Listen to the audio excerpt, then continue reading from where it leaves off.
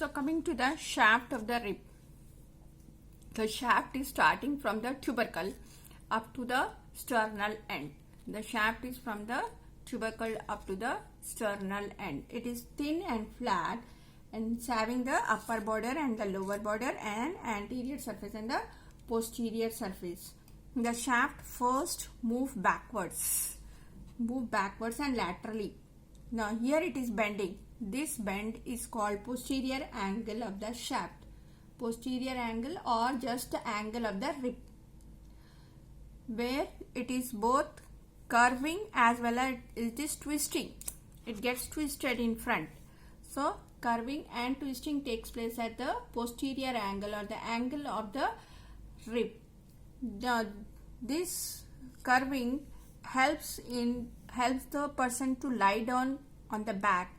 The person lies on the ribs, not on the spine of the transverse process. Now these ribs, when in continuation with the other ribs, they form a deep gutter like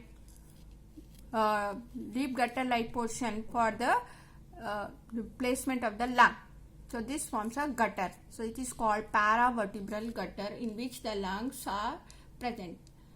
Due to this initial backward inclination of the ribs, a paravertebral gutter is formed, and it is for the lodgement of the posterior surface of the lung. The shaft presents, as I told you, this anterior or internal surface, posterior or external surface, upper border and the lower border. The external surface is convex. And there is a rough line sloping downwards and laterally from the tubercle to the angle of the rib. There is a rough line. You can see there is a faint line from the tubercle to the angle of the rib. Now this ridge gives attachment to the posterior layer of the thoracolumbar fascia and iliocostalis muscle. The distance between the tubercle and the angle increases up to the 10th rib. From there it is decreasing. Here it is at the 10th rib, it is 5 cm, and it gives attachment. This part gives attachment to the levator costae muscle.